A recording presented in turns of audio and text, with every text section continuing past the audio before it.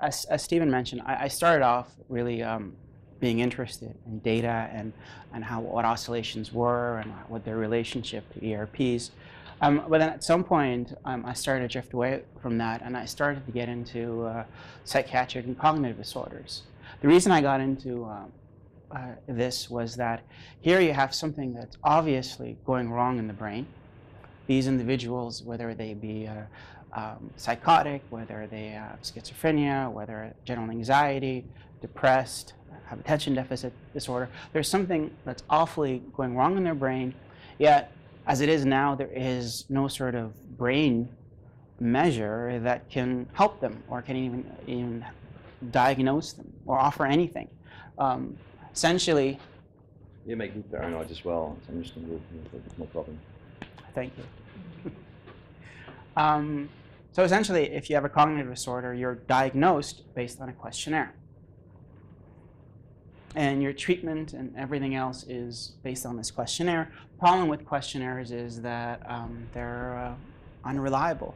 You can have one individual give one kind of answer. You can have one psychiatrist have one kind of interpretation. So what my interests are coming up with objective biological markers of certain cognitive deficits. And what's a biomarker?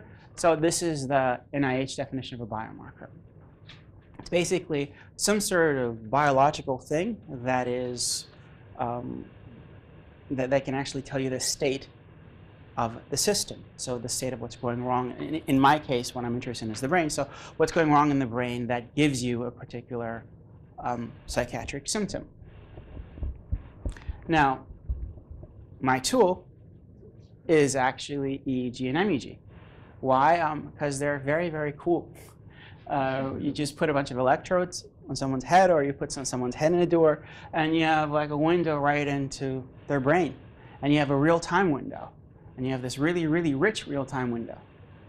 And essentially, you guys probably went through this the last few days, what EEG and MEG are, they're measurements of the potentials and also the fields created by neurons that are synchronous. Now, the word synchrony is an awfully used word because it's just applied to so many things. But in this case, when I talk about synchrony, the idea is that if you have activity that is synchronized, this synchronization adds up and you get a bigger field or a bigger potential being picked up at the scalp. And if this activity is desynchronized, meaning that the timing of the activity is different, then you have a drop in the signal. So this is the basic, very basic principle of what EEG and MEG signals look like when the signal goes up and down in amplitude. Now, of course, I'm simplifying it, but just take my word for it for now. Now, the simplest, most common way in the world that EEG and MEG are analyzed is the event-related averaging approach. The idea then here is that you present a stimulus, and you present that many times, and you average things together, and whatever is left over, this is the brain's transient phase lock. This is important. This is a phase lock response to that particular event. This approach has been used since eternity, and it's a very powerful approach. Some great research has been done with it. Now, what happens with an ERP is that if you have a particular event, you get these things called, I hope the laser pointer works, yes, these things called components. And very, very smart people have been able to map these particular components into a cognitive process.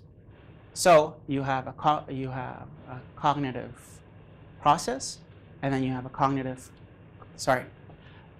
component, and you also have an ERP component, which is either a positive peak or a negative peak or more complicated complex. And these things happen differently in time. So far, clear. And if there's something unclear, please just interrupt me. Now, with regards to the ERP approach being used as a biological marker, in the 80s and early 90s, there was a whole bunch of stuff with ERPs done on schizophrenia. Now, schizophrenia is a common and an interesting disorder for ERPs researchers, because there's something really wrong with these people. And it's very cool if you can find some sort of ERP measure that can differentiate your schizophrenic from your healthy population. Now, one of the first studies that was done was this thing called the P50 suppression. The P50 is this early response you get 50 milliseconds after an auditory stimulus, like a click. Now, if you present 2 clicks within 500 milliseconds of each other, what you end up with is the P50 of the second click be reduced in normal individuals. And this has been proposed to be related to the whole sensory gating phenomena. The idea is that, okay, if you presented something, soon after, if you get a second pulse, if your system is working properly, you're able to gate that information because it's redundant information anyway. Now, what they found was that in schizophrenics, and this is a bit of an awful picture, it was in the 80s, they have a deficit in their P50 suppression, meaning that if you're presented clicks, if they're presented 2 clicks within 500 milliseconds of each other, their P50 difference is not that great, meaning that they're not able to gate information properly. Now, this is interesting. It's a very robust finding.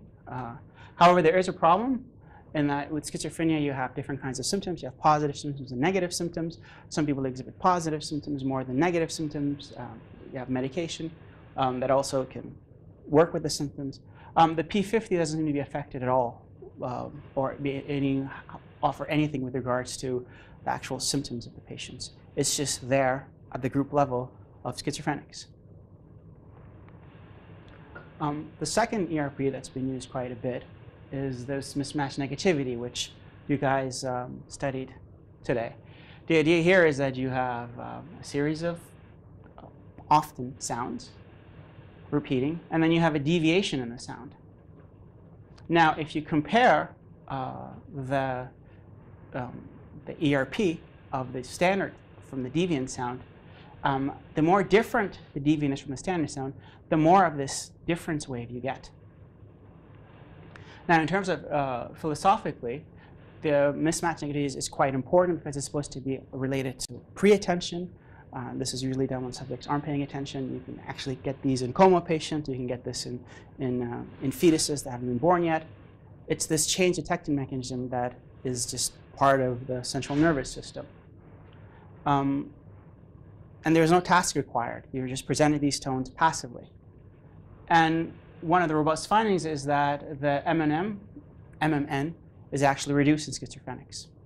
And this is one of the most reproducible findings in the ERP field with regards to a particular disorder. Again, this is really interesting. It's been repeated many, many times. The problem in it is that it really doesn't match or can be directly linked to any of the symptoms of schizophrenia. And finally, there is the P300 potential. This was really big in the 80s. It actually was my favorite wave of all time. It's what I did my master's thesis on. And that is similar to mismatch negativity. If you're presented a train of stimuli and there's a deviant and you have to respond to the deviant, you get this big positive wave at 300 milliseconds that is related to your evaluation of this deviant stimuli. And what they found was that typically, if you're very severely ill, your P300 is reduced. Reduced? Yes. Because I know in alcoholics it's increased. Yes.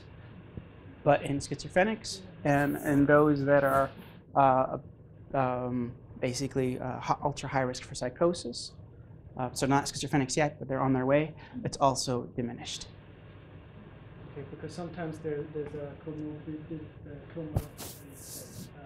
schizophrenia. Yeah, thanks. Yeah. Between schizophrenia and alcohol. Right, which brings up an interesting point. So you have in alcoholics the P300 being enhanced. Mm-hmm. You have in PTSD the P300 also be attenuated in some studies, bigger in some other studies. Question is this some sort of marker of just having a psychiatric disorder or is it something more? And this is where the ambiguity kind of lies. You have this kind of basic process, and it's hard just from looking at this to link this to your particular disorder. Because like the alcoholics, bigger P300, PTSD, post-traumatic, it's nice and it's there at the group level, but you can't really map it onto anything of their symptoms. What memory updating I think is also associated with it. Yeah, P300 is working memory updating, and also cognitive closure is another thing. There was this theory that if you have you're presented a random deviant, then you get temporary closure because you were expecting this the whole time. So there's a whole bunch of cognitive things associated with that. So what are some of the caveats of this, besides what I said about it not really readily matching into cognitive symptoms? Well, the neural substrates of ERPs are quite hazy. So Robert was presenting the mismatch negativity, and he actually showed that there was this later stuff that actually happened that wasn't explained by stuff in the auditory cortex. There's some literature that suggests that you have frontal sources that contribute to the mismatch negativity. Now, the mismatch negativity is a simple, dinky little blip. The P300 is even more complicated to kind of get at its sources. And also, how do you get things to add up to give you these complicated waves? Another problem is that these are group markers. So you have a schizophrenic in a group of schizophrenics. Their average mismatch negativity is smaller than a matched control. However, you can't take a schizophrenic and say, well, based on your mismatch negativity, you're schizophrenic. This doesn't happen. And another thing is that ERPs just reflect activity that is phase locked to your event. That means you have a whole bunch of other stuff that's just completely ignored, that the brain does, obviously. And I'll give you, and this is more related to the second point. So this is an average ERP of 9 subjects. If you look how beautiful this component is. But if you, I mean, these are healthy controls. Now, if you look at the individual ERP component of the subjects that contributed to it, it's pretty messy. And again, this makes any sort of diagnosis using an ERP very, very hard. So the question is, what do you do? What can you do differently? I'm not saying what can you do better, but what can you do differently? Well, if you look at the signal before you averaged, you have this ongoing activity. Now, and I actually try to do my homework correctly and scale this to be exactly what people predict an ERP component to be relative to the ongoing activity. And if you look, the ERP is really, really tiny. Can everyone actually see that? Mm-hmm. So essentially, what you're doing with the ERP is just saying, yeah, screw all that, average all that away, and just focus on this thing. Can everyone see what can be wrong with that assumption?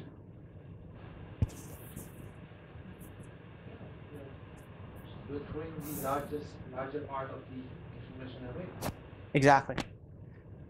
What else do you think?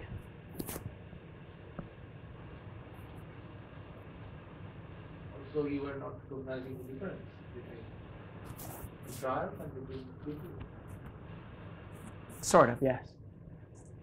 There's information in the noise, or what's? Yep, they're right, and work with me. There are more components linked to each other. Maybe? Yep, but there's also something a bit more obvious. I'll give a hint. The number of shifts. Yeah, exactly. Yes.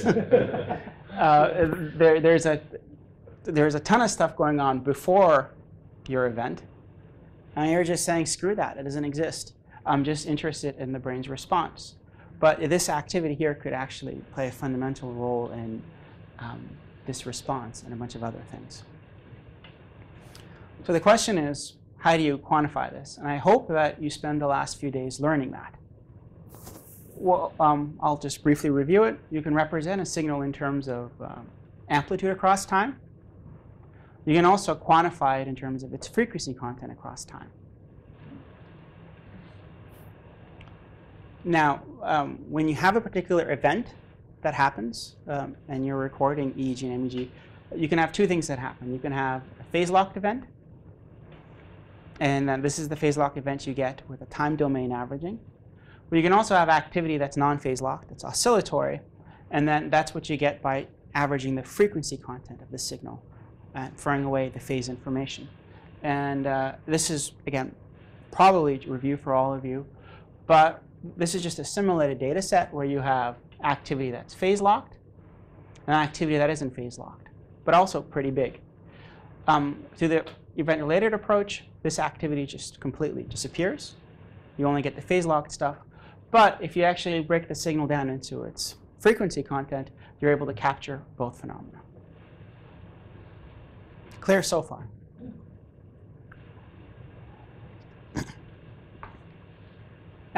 What you get with an ERP is you get peaks and troughs. What you get with oscillatory activity is these really beautiful plots. And what you have is actually frequency bands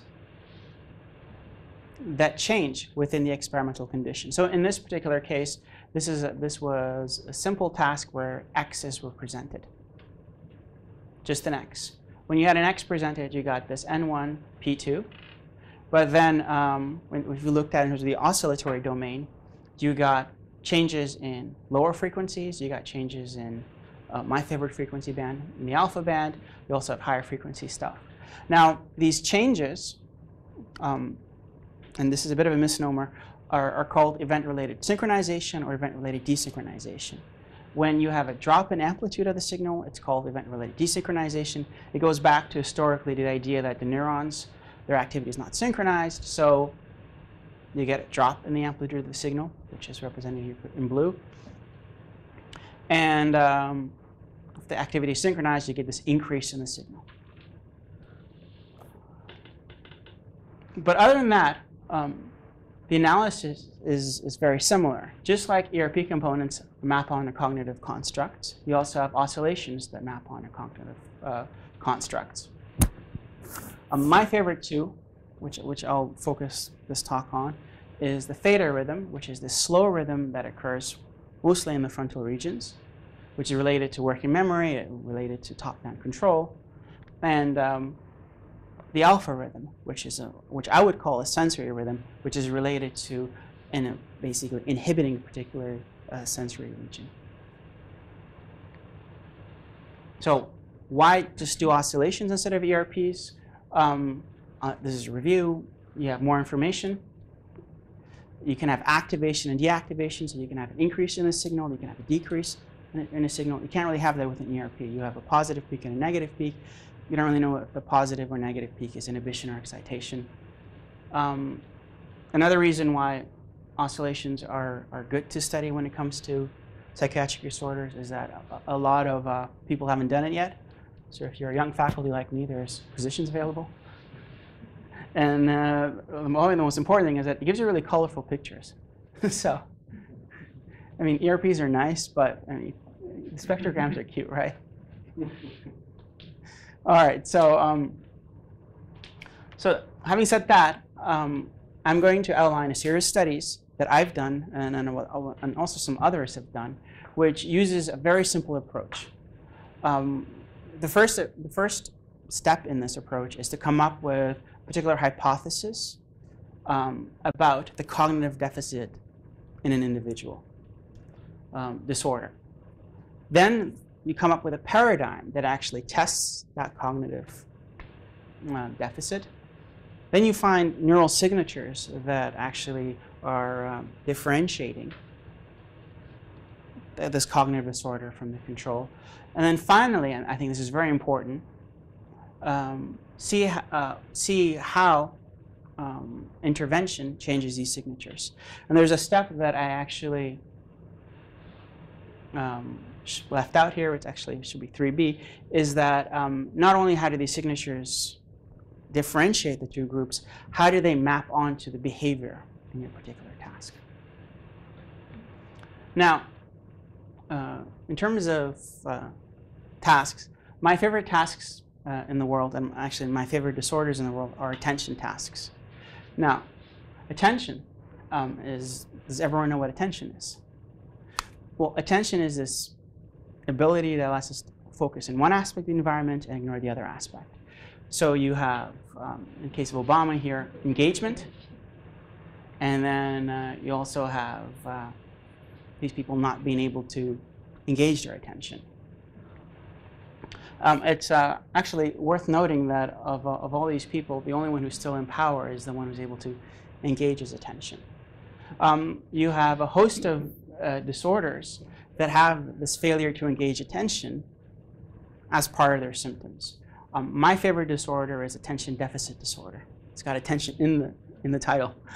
And in there, the inability to be able to engage your attention to a task, that's its central symptom.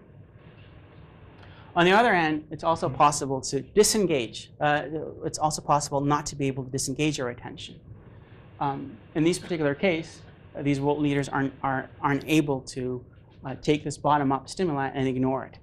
And this failure to disengage with attention is also related to psychiatric disorders. In particular, it's related to obsessive-compulsive disorder.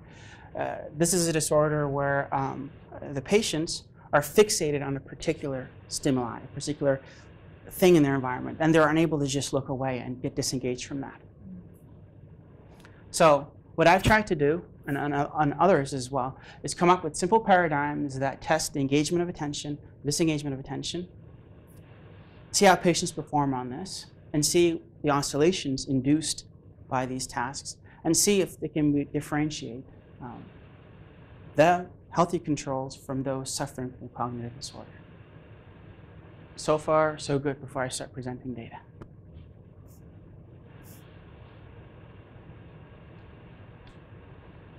All right. Great.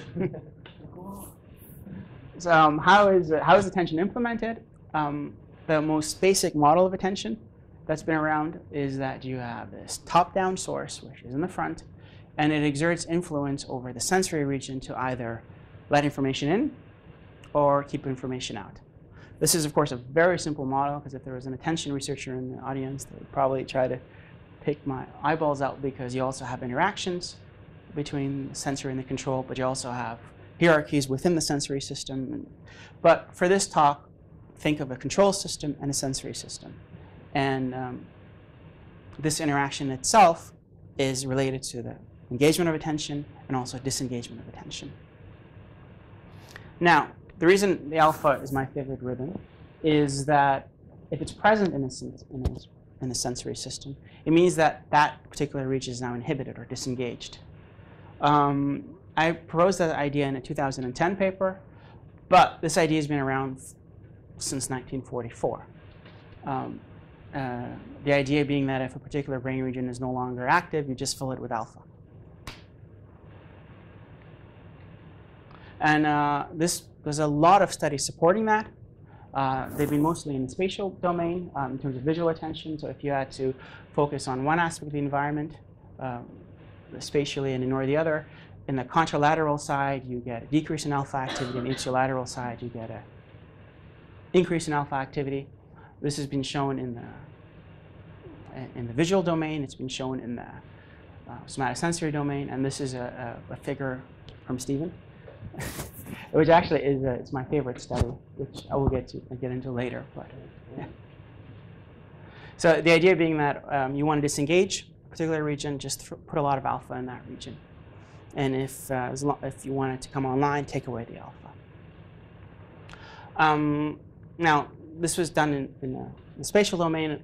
I have one of my contributions, probably my last contribution to basic science before I went to all clinical, was to show that, okay, this is also relevant to cross-modal attention. So it's not just space, but also modality. So if you have to focus on, if you're presenting an audio-visual stimuli and you're focusing on the visual aspect of the stimuli, you get a decrease in alpha activity in your visual cortex, but an increase in alpha activity in your supramarginal gyrus, which is related to the processing of pitch. So the question is, I've just bombarded you with the framework. Okay, I'm sorry. Yeah. Can you go back? Got confused. All right. So if you pay attention to the visual, you got alpha decreases in the visual. Yeah, Is alpha. that right? Yep, exactly. Okay. So alpha is leaving the visual system. Okay. So. The part. So engagement of the visual The system. stimuli you don't pay attention to, you get more alpha. Yep. So in this case, the auditory, which was a tone, and that was represented by activity in their supramarginal gyrus, which is related to pitch perception and then pitch classification. Okay. So engagement is alpha suppression. Disengagement is an alpha increase in a sensory region. So schizophrenics don't have alpha. I don't know.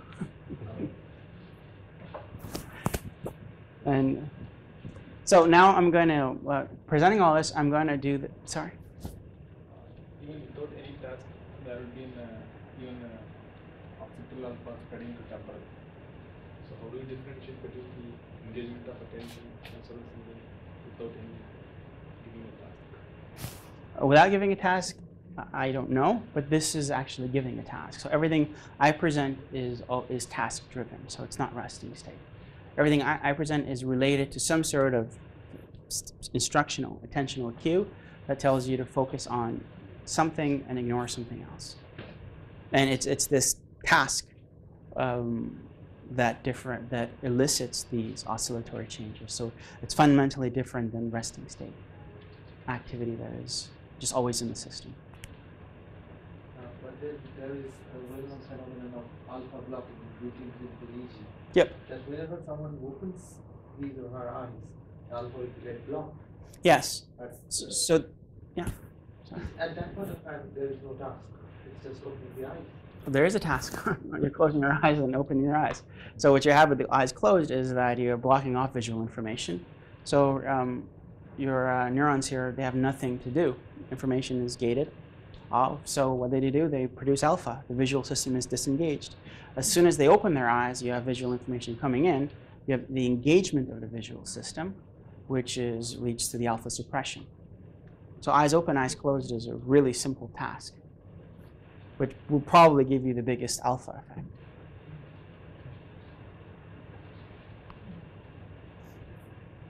Do you have questions? No, we were just no, nothing specific. Please go ahead. No, we were just wondering. You have like different frequency bands between the top and the low. Is it just because the audio cortex is a bit quicker than the visual cortex? Because you were discussing Oh. alpha, but you have 14 to 16. Oh, I can't believe you picked that up. So that's a very good point. So in this particular study, so for the talk, I simplified things and I talked about alpha as a unitary thing. But in this particular study, what I actually did was check a wide range of frequencies and actually find that you do get a differentiation between the alpha, the frequency of the alpha that is suppressed in the supramarginal gyrus versus the frequency of the alpha that is suppressed in the occipital area. So this would speak to the fact that you have two different alphas or two different generators of this. So, Do you know about this predictive coding theory? yes. Is it somehow related to? No. No. No. It could be if I stretch it, but in this case, no. So yeah. Yeah, because in this case, there's no prediction and there's also no error. It's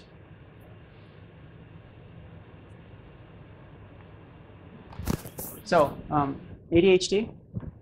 Very, I found it a very simple disorder because it has this failure to implement attention as the core symptom. So here, following this formula that I developed for myself, which was give them a simple task. We gave children with ADHD a very simple task. They were given cues, V's or A's. If they got a V, there was about a 75% chance that they were going to get a visual stimuli. If they were given an A, there was a 75% chance that they were given an auditory stimuli. this is when the cues were valid. When the cues were invalid, you would get an A, but a visual stimuli, or a V and an auditory stimuli. The reason such a design is often used is because it allows you to gauge the actual behavior related to the cue. So the behavioral or the attentional benefit of the cue. You would compare the reaction times to when the cue was correct. So when you got a V and you got a visual stimuli versus when you got a V but got an auditory stimuli. So behaviorally, you can actually see what's happening and if also the individuals are doing the task. If you look at performance in this task, both ADHD group and both ADHD group and the typical population, they benefited from the cue, meaning that the reaction times were faster when the cues were valid. This is very important because when you have something like this, you want your patient group to actually be doing the task. If there was no difference between valid and invalid cues in the patient group, then they weren't doing the task. So of course they're going to get different brain activity. And it was the same thing in terms of their accuracy in the task. However, if you looked at this pre-stimulus interval, and this is why I pointed the pre-stimulus interval out, the baseline period, that came after the cues, the typical children, they had this alpha suppression in their visual cortex. So they were getting ready to process the visual stimuli, whereas the ADHD children didn't have this. So really simple, objective way of looking at attentional engagement here. In terms of actual performance, if you looked at the reaction time differences between valid and invalid trials, so if you looked at the attentional benefits the cues gave the children, these were negatively correlated with the alpha activity in the visual cortex, meaning that the more alpha activity suppressed by these kids, the more reaction time benefit they showed. In the typical children, but the ADHD children, there was no correlation between the alpha suppression and performance in this task.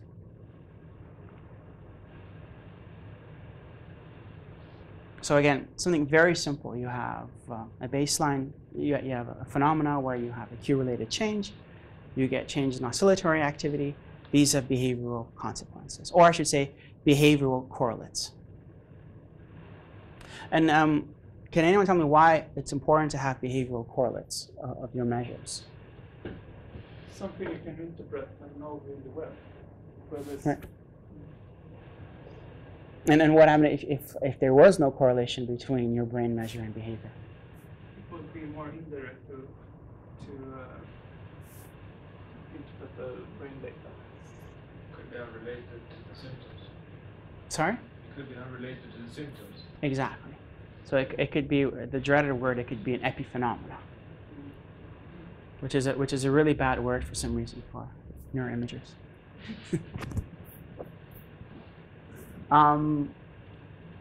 Now, I talked about the visual system here and the disengagement of the system, but as I said earlier, with attention, you have a top-down region exerting influence over a sensory region. So you have this interaction, and this interaction is quite important. The brain interacts. You have different regions talk to each other. It's not just one region doing everything. However, with the ERP approach, you can't really see these interactions. With the oscillation approach, you can get an idea. You can do some sort of analysis that gives you the possibility to see different brain regions interact with each other. This is something that you'll be going through tomorrow. The problem, or the rate-limiting step here, is volume conduction, which is the fact that you have sources, different sources, and their activity gets picked up by overlapping sensors. Did I say that right? Yes. Yeah. Well, the sensors don't overlap. Yeah, but so their activity overlaps in the sensors. And so you can have some activity here, and it's picked up here, but you don't really have access to that information. You have access to the sensor information. So any sort of link between this region and this electrode and this electrode, or this sensor and this sensor, could just be simply driven by one source. Now there are ways around that, and there's some really elegant algorithms to do that. I happen to be a very simple person, and the simplest thing I do is I look at correlations, in particular negative correlations, in activity at a time point by time point and on a trial by trial basis. That is, I look at an oscillation like alpha, which tends to disappear during engagement, and a lower frequency oscillation that tends to increase during intentional engagement. I look at this trial by trial and time by time to see if there is a negative correlation. If you do have a negative correlation, it's an indicative of some sort of interaction. Now again, this is just correlational. You have no idea if there is one region driving another region. You can have a third source doing all this. But at least you have some sort of measure of connectivity.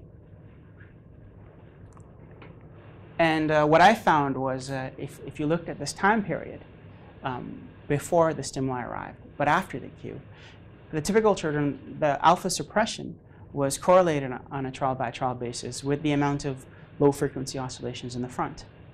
But in the ADHD children, there was no correlation between the alpha suppression and any frontal activity.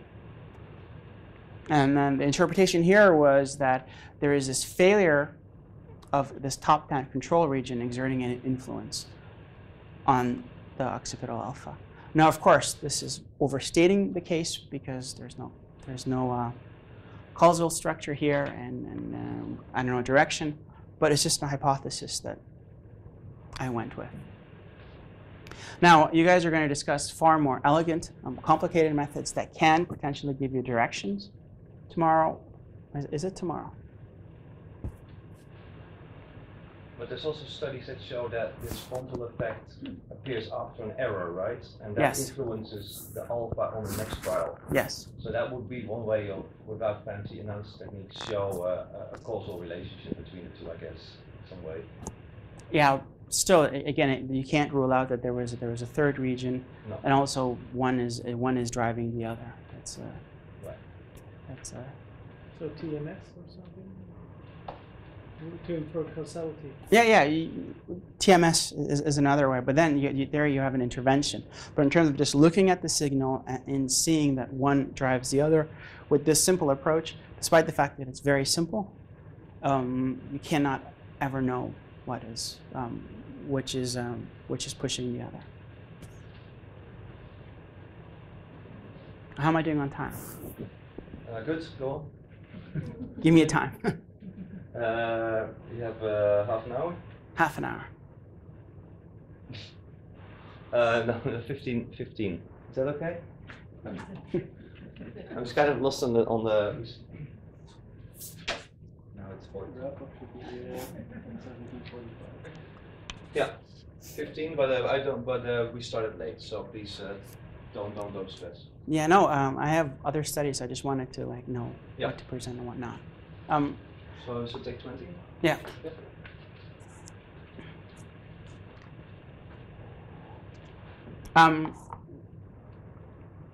So this was back in 2010,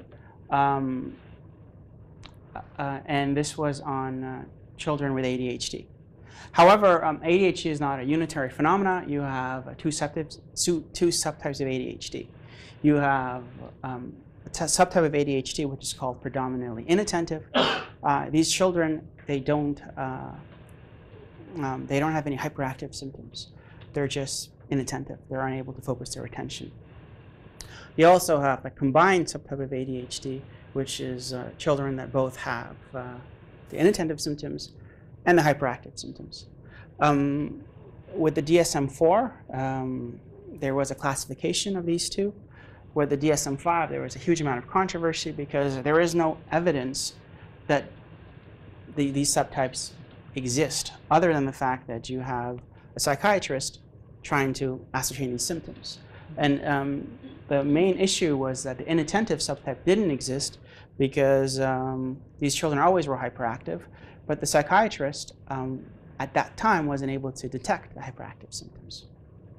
And again, there is no sort of neural evidence for this. So in DSM-5, they decided to now not talk about subtypes, but rather presentations. So you can have ADHD that is primarily presented as inattentive or as inattentive and hyperactive. Sorry. What I was interested in was taking this alpha approach and trying to see if I can actually differentiate subtypes. And to do that, again, one had to step back and come up with a paradigm that gets at the core symptoms of these patients. And again, being very simple, the paradigm was very simple. The idea was you had a cue. I like cues a lot. A cue being presented that told the participants which hand they would likely have to use for upcoming target detection. So for example, if it was a yellow hand, it meant that about 75% of the time, the arrow was going to point this way, and you were supposed to respond with your right hand, vice versa. A very simple task. It's a cued Erickson task. It's been used quite a bit. It had two components. It had the attentional encoding, so the cue was presented. The individuals coded which hand to use.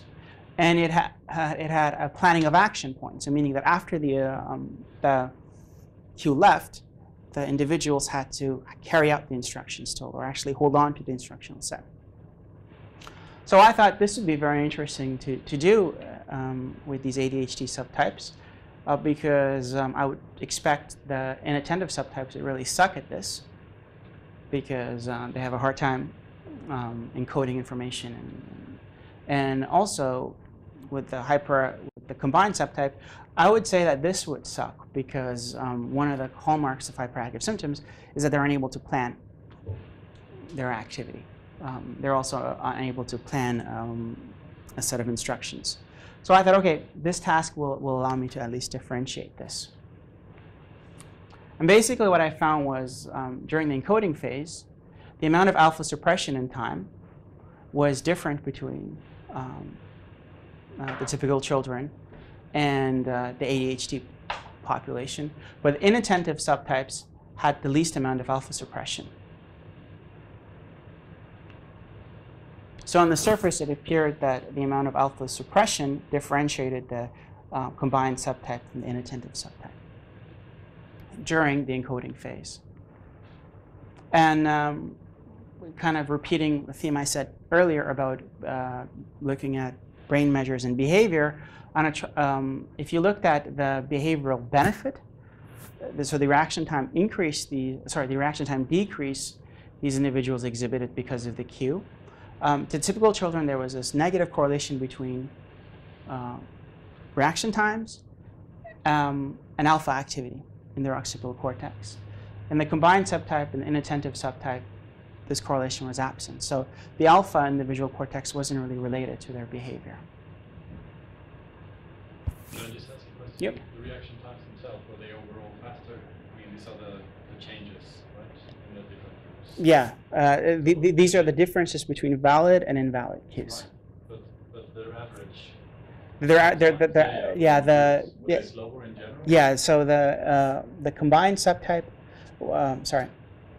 the inattentive subtype was slower in general. But that's a very typical finding, that the inattentive, the ADHD population in general is slower, and the inattentive subtype is especially slower, depending on the task.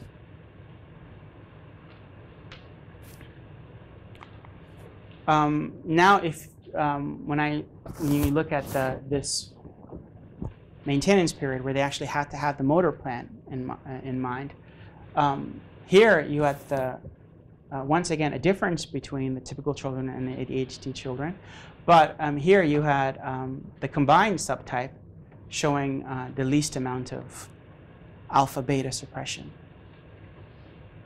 So once again, with oscillatory activity, you're able to sort of separate out the groups. but then going back to my old work, both types of ADHD, again, did not have a correlation between frontal theta and the amount of alpha suppression, whereas in the typical children, this correlation was present. Now, I wasn't the only person doing this, and since I published this, there's actually been some new study taking this and even going further with it. A recent study that came out, I think middle of this year, was a working memory paradigm in which you had a fixation, you had an encoding phase, a maintaining phase, and then you had a probe which told which the participants had to judge if it was actually part of this set. And you also had load, which meant that you had that the amount of items that was in the encoding phase was modulated.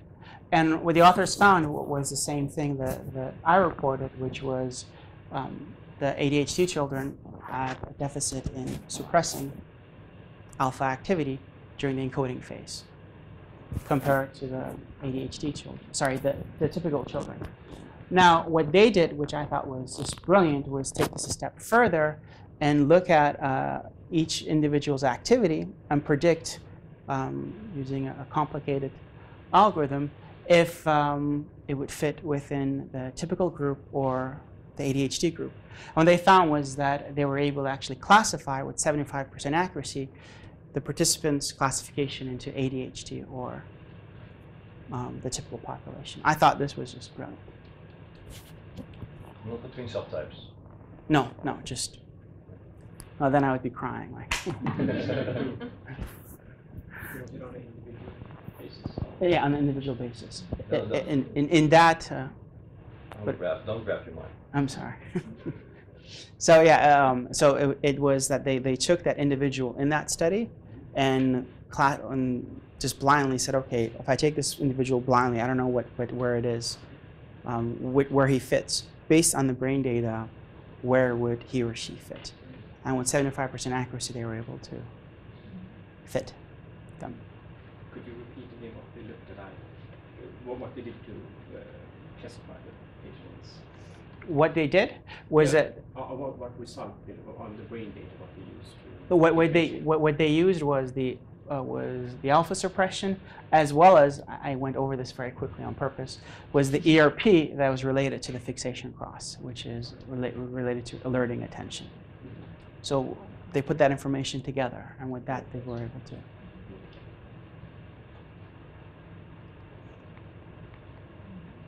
And also, my old PhD advisor, Ole Jensen, he had some interesting results with adult ADHD. And with his task, it was a spatial task. You had cues which told the participants which side to attend to. And there was going to be a movement of one of the dots in the attended side. Most of the time, sometimes there weren't. We have an invalid trial. And what they found was that with the control group, they were able to sustain this alpha lateralization depending on the cue, meaning ipsilateral side alpha goes up, contralateral side alpha goes down. But the ADHD adults weren't able to sustain this alpha suppression, this alpha lateralization. And much similar to what the previous study and what my studies have shown was that there was a correlation between this alpha lateralization and behavioral performance, but again, only in the control population, sorry, in the control group, but not the ADHD group. So what does this seem to suggest? Seems like there's something to this alpha business and ADHD. And it's a powerful new front because with the ERP literature, there hasn't been that much stuff that's been replicable or very convincing with regards to ADHD. And here, within a short span of time, there's a whole bunch of papers coming out looking at this simple change, which is this alpha suppression, and using it to classify a somewhat elusive disorder. Yep. But you're still not at the individual level here. It's on group No, level. exactly, Yeah. exactly. The previous study I showed to the, it's coming. Pointing towards individuals. Yeah, no, but it's coming. I mean, it's not. This is a field that I think sorry. This is a research line that is still in its infancy, and these studies all came out within 3-4 years of each other. So, the study I cited before that, they're very close. The idea that they could classify with 70% accuracy, that was pretty nice. And it can only get better when people get smarter with their techniques. Yeah. But another thing, that it doesn't correlate in the ADHD group. Isn't that kind of the big problem also? I'm just using your own setup according to your standards. Because are they doing something completely different here? That's a very good point, actually. So that in itself is a bit puzzling. So it could be that in order to do the task, you need to correlate the alpha. Sorry, you need to change the alpha in order for the task to happen. Then, of course, what you have is trivial, the fact that it's not happening in the ADHD population because they're not showing the alpha change. So, of course, they also wouldn't have the behavioral change. It's just too much of a small differentiation. So that's at least the first study you showed, there was a benefit of Q, right? Yeah. So there were actually, that was first thing. So all the studies do show the benefit of the Q, and also what they also show is the benefit of the Q with the alpha lateralization. This is just absent in the ADHD children, but they could be because the benefit of the Q for these children is already so small, anyway, that it's not picked up by the brain measures. But I think it's important to have this at least in the control group. Because otherwise, what you have is a. Would you describe it as a disconnection syndrome in a way? It's ADHD then. You're stealing my last slide. Okay. All right. So. I'm wondering one thing, because like if you don't get an alpha then decrease, then you basically have a restricted range, right? Yeah. So you can't really get a nice correlation. Exactly. I was thinking, like, do you get like a theta increase? Because maybe I missed that. No, so in my studies, I was never able to get a theta difference between. So I always got a theta increase. So I always got this theta increase after the attentional cues, but they were just never different between the patient groups and the control. What was different though was the correlation between the theta and the alpha. That's why in my papers I always talk about a disconnection. So there's nothing really wrong with the control center. It's just so far I've talked about ADHD, which was this thing with the engagement of attention. We also have OCD, which is supposed to be disengagement of attention. This is also one of those disorders where there is really no sort of biological marker. There's something obviously really wrong with these individuals, and these individuals really suffer. So but then the diagnosis for that is again made through questionnaires and interviews. There is nothing objective about it. And if you happen to go to a clinic in Amsterdam, where I'm at, and you have a series of symptoms, I think you're more likely to, and I know this is going to be on tape, so, but I'll stand by it. You're more likely to be diagnosed as an obsessive-compulsive because that's what the clinic specializes in. And if you go somewhere in NatMEG, you'll probably get a different diagnosis because the specialization there is different. They'll offer you a job as a gardener. Yeah. Is that because they double check? Well, there was a yes. Funny. All right. Yeah. I'm almost done. If that's the. Yeah, I'm successful. So one of the things I've been involved in the last few years was to sort of come up with some sort of biological measure of these symptoms that are exhibited by obsessive compulsives. And here, the task, again, was rather simple. You had symptomatic stimuli presented, so these were symptoms, these were pictures that were rated beforehand to be extremely symptomatic to these individuals. And they were presented. They got to rate the pictures over again. And what we found here was that pictures that elicited symptoms with these patients, they actually cause an increase in this frontal theta rhythm. Now, in Amsterdam, there is this radical therapy called deep brain stimulation, which essentially puts 2 electrodes deep in the individual's brain who is suffering from a severe refractory. When I say refractory, it means no other treatment has worked for these individuals. And it stimulates. The stimulation site happens to be the ventral striatum. Don't ask me why that region was chosen. It was, what's been found was that 60% of individuals after this therapy, they exhibit 80% reduction in their symptoms. So their behavioral reports, they go down after DBS treatment. What we found was if you had patients on and off DBS do this task, you could actually look at the frontal theta rhythm, and actually it shows a difference with DBS off and DBS on. So at least it suggests that there is some sort of objective brain marker which you can use to gauge if particular intervention is working. So I'm almost there. What are my conclusions? So essentially, if you have a very innovative and simple task and you have a very good hypothesis, you can use oscillations to try to differentiate patient groups and controls. The patient groups have a cognitive disorder. This is a rather new frontier so far, so there is plenty of room.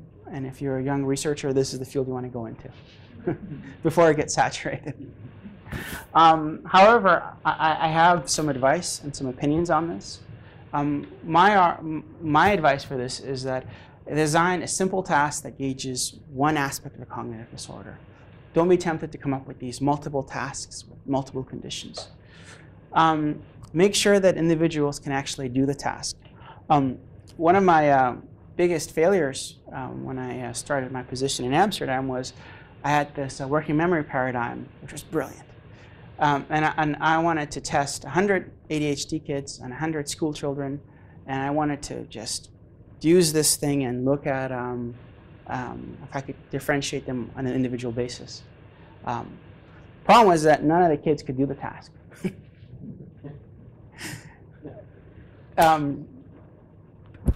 So it's really important that they're able to do the task, but they're still aren't doing it as well as the control. And also sorry. No, I'm just curious. With clinical groups, you sometimes get from the reviewers in situations such as the one you're describing that the brain correlates are somehow influenced by their behavioral impairment and how to control for that. Have you got any tips for how to circumvent those kinds of issues in the design? The thing is that in the design, you can't. That's the hard part. So I remember that the very first time we submitted the ADHD, the first ADHD result I showed you, one of the reviewers said the exact same thing. The fact that, yeah, these kids had different behavioral measures. Well, the thing is that what you want them ideally, and this is how we were able to successfully argue this and how I argued other papers, is to say, well, look, both groups are doing the tasks. Both groups are reacting to the cues.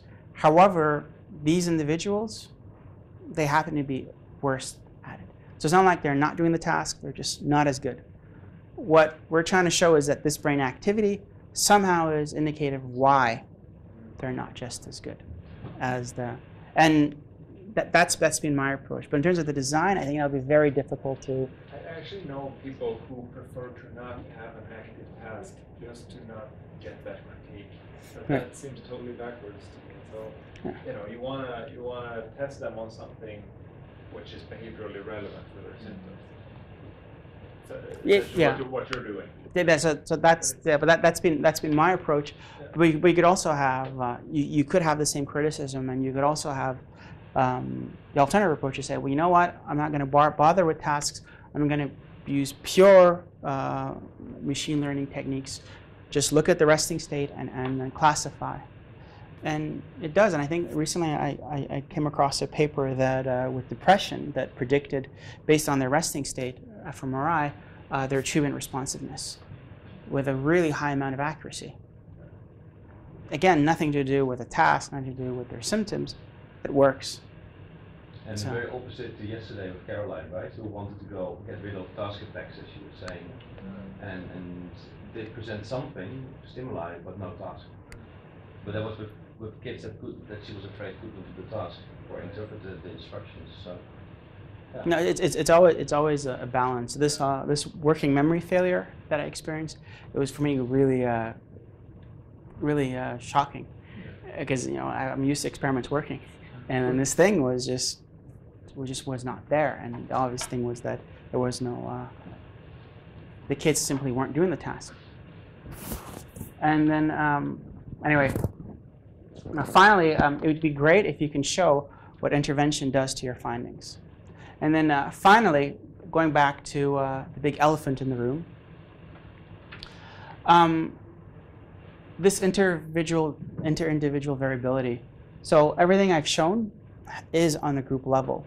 But if you have, and this is actually real data from the MEG system in NatMEG.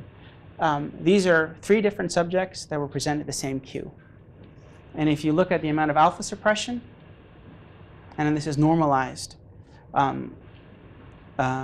it's actually quite different among them. What causes this variability? Is it a signal to noise? Is it a motivation? Is it something fundamentally to do with the brain structure? I mean, it's an open question. But in order for this EEG and MEG studies to all have some sort of use, they have to somehow go for this idea that one day we'll be able to use this to classify a patient. Doesn't have to be tomorrow, but at least our motivation is there for the future.